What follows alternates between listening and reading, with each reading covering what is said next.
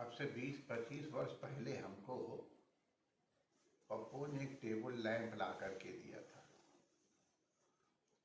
हम ताली बजा देते थे तो वो ऑन हो जाता था, और ताली बजा देते थे तो ऑफ हो जाता था। हमको लैंप तक जाना नहीं, स्विच ऑन ऑफ कुछ नहीं करना, ताली बजाई। और तो हम कभी कभी मौज में कीर्तन कर लेते, हरे राम राम राम हरे हरे, हरे कृष्ण कृष्ण कृष्ण हरे हरे। तो अब खिलवाड़ करते थे, और वो टेबल लैंप भी हमारे संग खिलवाड़ करता है। तो ये क्या है? ये शब्द की शक्ति है।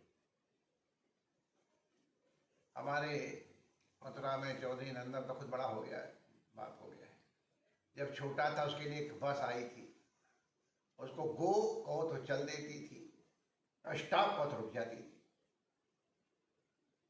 मैंने कहा चलो तो चलो, नहीं सुना उसको, नहीं चलो नहीं आता था, गो पे ही चली वो, स्टॉप पे मैंने कहा रुक जा, नहीं रुक।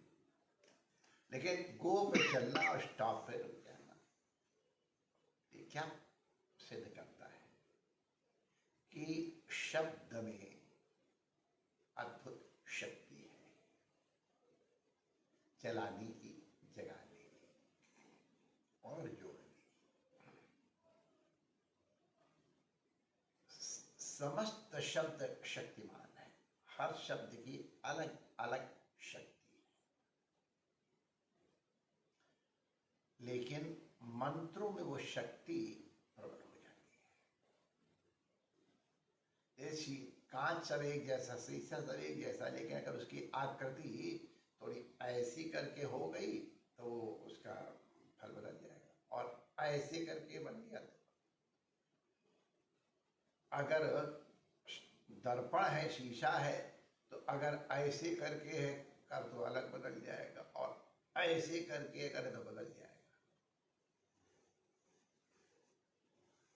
शीशा वही है, लेकिन आकृति के कारण, उनके रखने के कारण उनका प्रभाव बदल जाता है।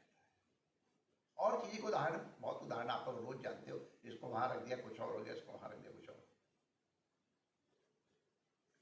इसी तरह मंत्रों में यद्यपि सब शब्दों में शक्ति है, लेकिन मंत्रों में उसकी शक्ति कुछ प्रकट होती है। ये मंत्र शक्ति हमारा अधिदेवता के साथ संबंध स्थापित कर देता है। अधिदैव संबंध स्थापको मंत्र, जो अधिदैव के साथ हमारा संबंध जोड़ने, संबंध जोड़ने माने हम यहाँ से कुछ ब्रॉडकास्ट करें और वो वहाँ रिसीव कर लें। मोबाइल फोन में हम यहाँ कहते हैं जय श्री कृष्ण, तो वहाँ से उत्तर आ जाए जय श्री कृष्ण। अच्छा, संभળાય છે, હું समझू છું, फिर जो कहना है सो कहेंगे। तो मंत्र जो है वो एक शक्ति के रूप में यहां से ब्रॉडकास्ट होता है। उस ब्रॉडकास्टिंग के इंस्ट्रूमेंट का नाम है हृदय। और ज्यादा सोफिस्टिकेटेड समझना चाहते हो तो हृदय प्लस मस्तिष्क। अधिदैवक मंत्रों में तो हृदय अधिक है, अधिदैवक, और जो है उनका फिर ये अलग है, तारतम्य में भी है। तो हमारा हार्ट जो है यहां से ट्रांसफर करता है, भेजता है, और देवता उसको सुनते हैं, उनके पास रिसीवर है। हमारे उनके पास देखते हुए कोई तार इस तरह का जुड़ा नहीं है। जैसे मोबाइल में अमेरिका में बैठे हुए लोग यहाँ हमको खबर देते हैं, और सेकंड के अंदर बम ब्लास्ट हुआ, उसकी वो आवाज़ उनके पास अमेरिका में देर से आएगी, हमारे पास पहले आ जाती है, क्योंकि ध्वनि के इलेक्ट्रिक की गति विशेष है। तो हम यहाँ से जब उनसे तार के बिना ही उनसे संपर्क शब्द की शक्ति से हुआ, तब वो हमारी बात को समझते हैं और उनसे जो हम प्रार्थना या निवेदन करते हैं उसका वो श्रवण करते हैं, अनुमोदन करते हैं और फिर उसका अनुग्रह भी करते हैं यथा प्राप्त। तो एक चीज इसमें हमको ध्यान रखना चाहिए कि हमारा ये ट्रांजिट करने वाला यंत्र जितना सूक्ष्म होगा, जितना साफ ध्वनि भेजेगा, रिसीव करने वाले को वहां उसी तरह की सुविधा होगी। तो हमारा ये इंस्ट्रूमेंट ठीक रहे और बोलने में भी ध्यान रखना चाहिए कि कई लोग बोलते हैं तो वो समझ में ही नहीं आता है। तो मंत्र बोलने की एक विधि है, उसके अनुसार बोलो। तो जब उसके अनुसार बोलोगे तो वहां रिसीव होगा, और जब रिसीव होगा तब इसकी रिस्पॉन्स आएगी। तो मंत्र को ठीक से बोलो।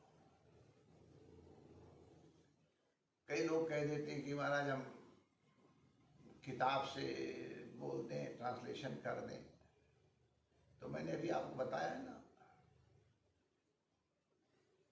कि जिस भाषा में रिसीव करने वाला सुनता हो उसी भाषा का प्रयोग करो, और नहीं तो फिर उनको शायद दुभाषिया रखना पड़ेगा, भाई क्या कहते। और कुछ नहीं तो तुम्हारा शब्द ही शायद वो इंस्ट्रूमेंट स्वीकार न करे। अब हमने स्टॉप कहा तो रुको कहा तो नहीं कर पास रुकी, गो कहा तो चली, चलो नहीं चली। तो वो जिस तरह का शब्द का उच्चारण होना चाहिए उसके अनुसार उच्चारण करो। इसीलिए ह्रस्व दीर्घ प्लुत का ध्यान रखना पड़ता है। मंत्र का ठीक से उच्चारण नहीं किया तो उनको सुना ही नहीं पड़ा, हो सकता तुम्हारी बात न मानी जाए, पता ही चला। और दूसरा कहीं आपने इस तरह का बोला और उसका अर्थ दूसरा लग गया। तो मंत्र के उच्चारण में थोड़ा गलत कर देगा तो उसके परिणाम उल्टे भी हो जाते हैं। स्वर के परिवर्तन से इंद्र को मारने वाला पुत्र चाहिए था, इंद्र है मारने वाला, जिसका ऐसा हो गया केवल एक स्वर के व्यत्यय से। तो इसलिए मंत्र के उच्चारण में सावधानी रखें और ट्रांसलेशन वगैरह से काम नहीं चलेगा। उसी भाषा में बात करो जिस भाषा में अधिदैवत समझता हो। इसलिए ये मंत्र की अनुपूर्वी बहुत मुख्य है। एक प्रश्न बहुत करके लोग पूछते हैं, जानना चाहते हैं। कुछ लोग जानकारी के लिए ही पूछना चाहते हैं, कुछ लोग थोड़ा और ढंग से पूछ लेते हैं। हमारा मंत्र किसने बनाए?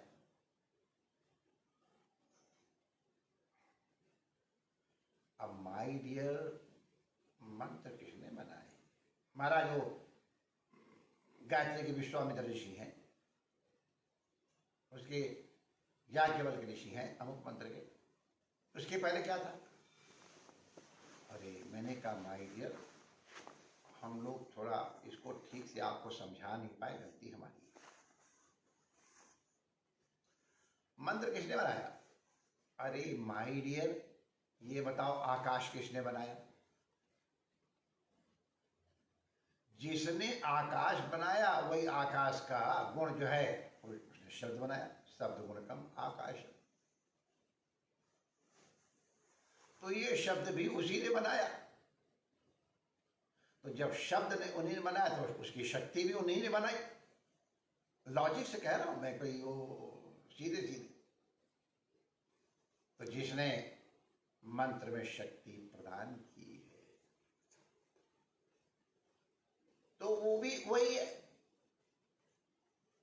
तो वो जैसे आकाश सर्वव्यापक है, उसमें शब्द व्यापक रूप गूंज रहा है, लेकिन उसको रिसीव कौन कर रहा है?